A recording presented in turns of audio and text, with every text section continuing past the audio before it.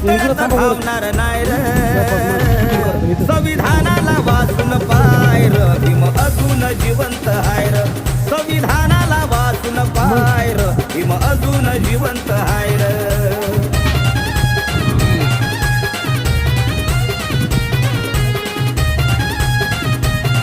चांगला नाही ते कमून मास्तर वर उभा राहा